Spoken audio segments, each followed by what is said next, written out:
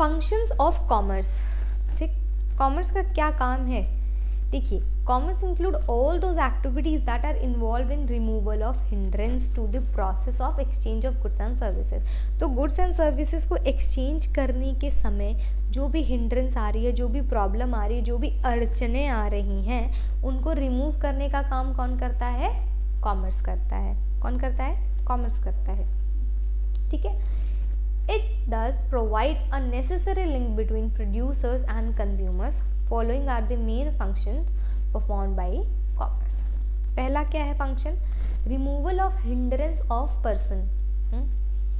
अब removal of hindrance of person का क्या मतलब है कि पर्सन से क्या अड़चने आ रही है, क्या प्रॉब्लम्स आ रही हैं। जैसे कि आपने कोई भी गुड्स प्रोड्यूस कर दिया, गुड्स प्रोड्यूस कर दिया, तो वो कैसे एक से दूसरे तक पहुंचेंगे? तो उसके लिए क्या आते हैं? ट्रेड चैनल्स आते हैं। जैसे वेरा होलसेलर से रिटेलर, फिर रिटेलर से कंज्यूमर। तो रिमूवल कैसे करेंगे हम पर्सन के हिंड्रेंस का? ट्रेड चैनल्स के थ्रू। वहीं पे removal of hindrance of place. अब प्लेस का भी हिंड्रेंस है कि मैंने जो गुड्स प्रोड्यूस किया है वो हैदराबाद में प्रोड्यूस किया है, बट जो उसके कंज्यूमर हैं वो ऑल ओवर इंडिया हैं, कन्याकुमारी में भी हैं, राजस्थान में है, उत्तर प्रदेश में है, असम में है। तो ये कैसे प्रॉब्लम सॉल्व होगी? ये ट्रांसपोर्टेशन के थ्रू होगी। ट्रांसपोर्टेशन के थ्रू आप क्या कर सकते हो कि एक गुड्स को दूसरे गुड्स तक पहुंचा सकते हो कंजम्पशन के लिए, ठीक। Removal of hindrance of time, ये कैसे सही होगा कि जो टाइम की प्रॉब्लम है उसको कैसे सही कर सकते हैं? वेयर हाउसिंग के थ्रू।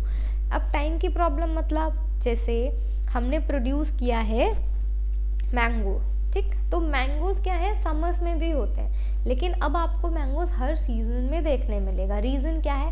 वेयर हाउसिंग या स्टोरेज के थ्रू आप इस तरह से स्टोरेज कर रहे हो कि हम टाइम के जो प्रॉब्लम है उसको रिमूव कर पा रहे हैं, ठीक। प्रोडक्शन हुआ है उसका समर्स में, बट ये विंटर्स में भी अवेलेबल है। हिंड्रेंस ऑफ रिस्क, अब ऊपर हमने पढ़ा था रिस्क कितने तरह के हो सकते हैं, damage, theft, accident.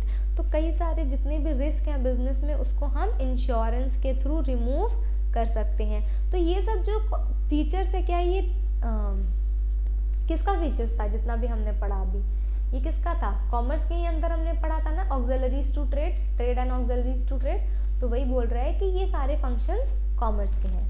Hindrance of finance, अब पैसे की जो प्रॉब्लम है वो हम बैंकिंग के थ्रू सॉल्व करेंगे। इंफॉर्मेशन कैसे पहुंचाएंगे? कम्युनिकेशन या फिर एडवर्टीजमेंट के थ्रू।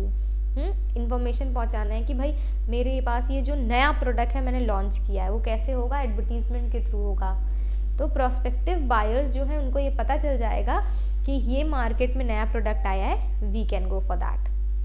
कंक्लूजन क्या निकाल सकते हैं कि जो कॉमर्स है वो इंडस्ट्री की बैकबोन है। क्या है?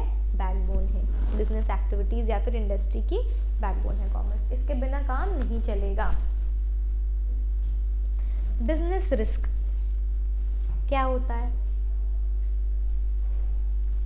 रिस्क सुन के क्या लगता है आपको कि हमने कभी भी सुना होगा कि अरे बिजनेस में बहुत रिस्क है। रिस्क मतलब क्या है? अब ये समझो किसी भी चीज़ की प्रोबेबिलिटी होती है ना। अब अगर मैंने कॉइन को टॉस किया तो ये हो सकता है कि हमें हेड आए या दूसरा हो सकता है टेल आए, कुछ भी हो सकता है। वैसे ही बिजनेस में भी है। अगर आप कोई भी बिजनेस स्टार्ट कर रहे हो तो चांसेस क्या हैं कि प्रॉफिट भी हो सकता है, लॉस भी हो सकता है, क्योंकि जो भी सर्कमस्टांसेस हैं, जो भी फ्यूचर है वो अनसर्टेन है। हमें उसके बारे में पता नहीं है कि क्या होगा, अनएक्सपेक्टेड है। हालांकि हम तो हर चीज़ सोच के चलते हैं कि इसकी डिमांड ज़्यादा है, अभी के हिसाब से हम सोच के चलते हैं, पर फ्यूचर में क्या होगा नहीं पता।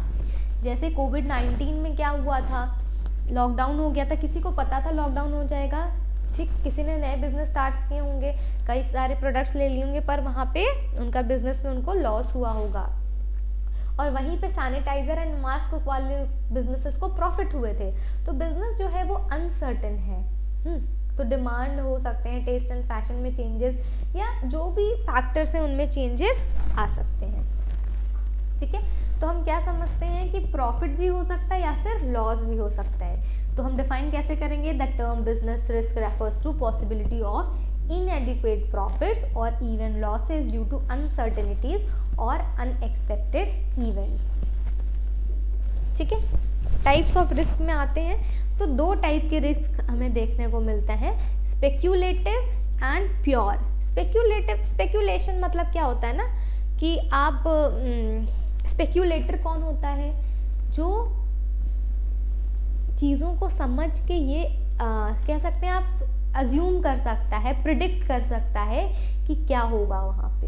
तो स्पेक्यूलेटिव रिस्क क्या होता है कि जो भी मार्केट कंडीशन में चेंज होते हैं उनके वजह से जो रिस्क अराइज हो, जैसे टेक्नोलॉजी के चेंज होने से या फिर कंज्यूमर के प्रेफरेंस या फिर फैशन के टेस्ट में चेंज होने से जो भी रिस्क अराइज होगा वो स्पेक्यूलेटिव में आ जाएगा। इसमें ये है ना कि आपके पास लॉस के भी चांसेस हैं और गेन के भी चांसेस हैं, ठीक है, आपके पास लॉस के भी चांसेस हैं, गेन के भी चांसेस हैं। आप जिस गुड्स में डील कर रहे हैं अगर उसके तरफ टेस्ट एंड प्रेफरेंस कंज्यूमर्स की बढ़ गई तो वो आपको गेन देगा, वहीं पे उस प्रोडक्ट के लिए टेस्ट एंड प्रेफरेंस उनकी कम हो गई तो वो आपको लॉस देगा।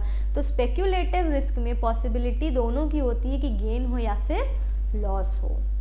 तो आप क्या कह सकते हो कि स्पेक्यूलेटिव रिस्क में फेवरेबल कंडीशन अगर हुआ तो आपको गेन होगा, वहीं अनफेवरेबल कंडीशन हुआ तो लॉस होगा। लेकिन प्योर रिस्क में गेन का कोई भी चांसेस नहीं होता है, या तो लॉस होगा या तो लॉस नहीं होगा, या तो लॉस होगा या तो आप जैसे के तैसे ही रहोगे या फिर लॉस नहीं होगा।